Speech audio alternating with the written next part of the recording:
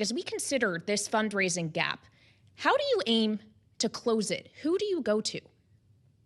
Yeah, well, listen, I don't think we ever keep pace with Democrats traditionally as Republicans. You look back at the 2016 race between Donald Trump and Hillary Clinton, and she far outraised us. And we know the outcome of that election. Now, of course, money is important. It affords us the ability to buy TV ads, to do digital advertising, to have a great ground game. And we're really proud of the number that we've raised so far. I think our most proud number may be our small dollar digital online fundraising. We are approaching our 50th day of over $1 million raised in small dollar donations. These are donations under like $40 on average. And I think what that says is that you have the support of the American people behind Donald Trump right now. So we always aim to raise more money. We always try to encourage people to donate. And even in this bad economy that really is hurting so many people, we are still seeing very big fundraising numbers for Donald Trump. Well, as you talk about the small dollar donors specifically, is that where you think more of the money you can raise will come from the grassroots, or are there other big ticket donors that you think you can pull in who may not have yet contributed to the campaign? Well, we do have our eye on some donors who we're bringing back into the fold, or maybe some new donors. I won't give any names today, but some new donors as well. Look, you've seen Donald Trump really resonate with Silicon Valley over the past 6 months or so, and I think he's really shaken a lot of people awake, and a lot of people are now realizing how much better off their life, their businesses, and the trajectory of this country were when he was in office. And so you're seeing a lot of new donors and first-time donors as well come in a very big way. I do a lot of fundraising calls. I go to a lot of fundraising events, and oftentimes there are people coming up to me saying, I have never been to any political fundraiser in my life. I'm here maxing out to the RNC and the Trump campaign because they want Donald Trump back in office. Well, ma'am, of course, it's one thing to raise money. It's another to consider how to spend it and what the strategy should be and how it should change now that it's Kamala Harris at the top of the Democratic ticket instead of Joe Biden.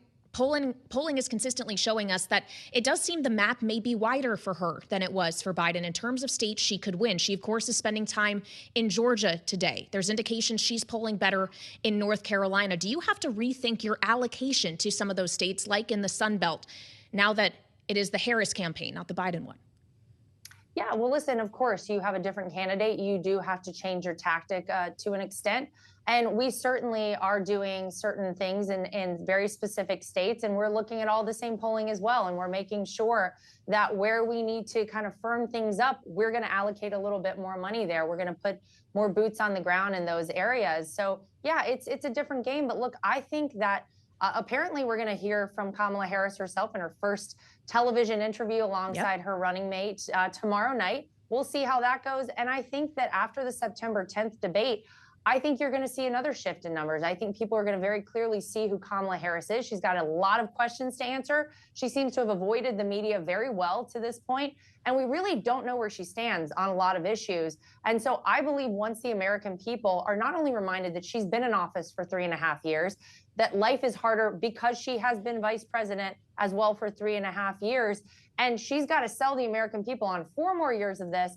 I believe we're going to see polling shift again, and we feel very confident all across the country that we have our eye on exactly what we need to focus on, and that indeed Donald Trump will be reelected on November 5th. Well, I guess we'll wait and see what further detail we get from Kamala Harris in that interview tomorrow. But if I could just get some more detail from you, Lara, you were talking about identifying potentially areas in which you will now need to shift strategy and invest more resources. Could you illustrate for us where some of those areas are? Is it North Carolina? Is it Georgia? Where exactly are you now targeting to a greater degree? Yeah, well, listen, North Carolina is definitely a state where we've seen some movement. It looked very positive for Donald Trump in whenever he was going against Joe Biden. It still shows Donald Trump up on Kamala Harris, but we want to make sure that we increase that lead. So we certainly are prepared to put more money into that state. It is my home state, and it's one that I, of course, want to win. And I think Pennsylvania is a must-win state. I think that, you know, every election cycle we have seen consistently how important that state has become. I think the margins have tightened quite a bit there. You're going to see Donald Trump in Wisconsin coming up today. And so, you know, we're making sure that everywhere that we felt very good prior to Kamala Harris being the nominee for the Democrats, we want to feel just as good on the other side of things. So we're prepared to invest wherever we need. Well, as you look at your home state, are you worried that the gubernatorial candidate there, Mark Robinson, could actually create a drag on Donald Trump's own chances? Is he a problematic candidate for the Republican Party? No, listen, I don't think you've ever seen that sort of movement for Donald Trump. In fact, I would say it's the opposite. I think that Donald Trump typically helps out the candidates in these various races, down ballot races, whether it's within the state or for the House or the Senate. And so that's not a concern at all. And I actually think you're going to look to races like, the race in Montana, the Senate race there. You're going to look at Ohio and Pennsylvania. And I think you're going to see that Donald Trump is going to be a huge boost for a lot of the down ballot candidates and the races within those various states. So that's not a concern for us at all. Well, of course, you know Donald Trump better than most people ever will. You are not just the co-chair of the RNC, you are also his daughter-in-law. And what we have heard from Donald Trump pretty consistently in recent weeks on the campaign trail is that he is hearing from people close to him, his advisors, that they want him to focus on policy, less so on personal attacks. But it does seem, and he has said as much, that he'd like to keep going with the personal attacks. Do you have his ear on that, Lara, as his daughter-in-law and as RNC co-chair? Do you think he should be focusing more on policy? Well, I certainly have his ear, and he certainly asked my opinion about a variety of different things. And listen, I think that people have been very quick to criticize Donald Trump for the way he operates. And he definitely does not operate, Kailey, like a typical politician. He's still, even though he was president for 4 years, doesn't like to consider himself a politician. And I actually think you look back at the 2016 election, for example, Donald Trump was such a great brander of people that it really gave him an edge during the primary with 16 other candidates, all of whom could have been great presidents or great presidential nominees for the Republican ticket.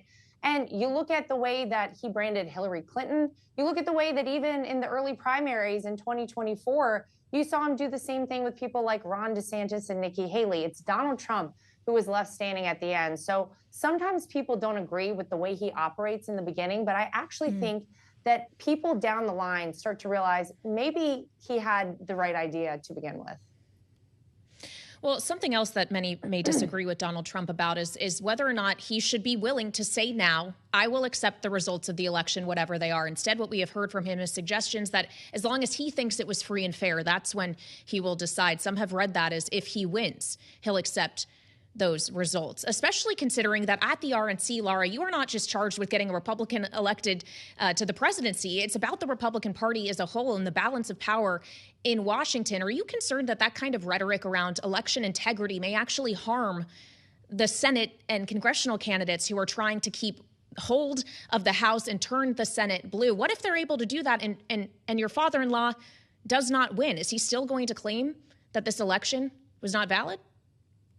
Look, I think that what you've heard from Donald Trump is if this is a fair election, which is something that I'm working on day and night at the RNC. It's the #1 focus of the RNC right now. We have a huge election integrity operation because let's be honest, half the country had a lot of questions, maybe more about 2020. Those questions were never answered. People are just supposed to forget about them. And it's paramount that in the United States of America, we trust our electoral process.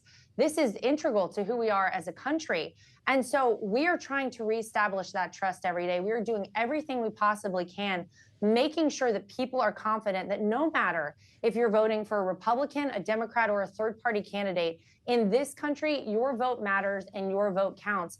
And unfortunately, we've gotten a lot of pushback from Democrat-run states, and it's been very challenging to get transparency in an issue where we really need transparency. But I believe that what we are doing right now at the RNC is going to further the notion that we do indeed have free, fair, and transparent elections. And so I think Donald Trump saying if this is a free election and a fair election and there's no funny business here is a perfectly legitimate thing to say because, again, you go ask half the country, they don't feel like everything was completely fair in 2020.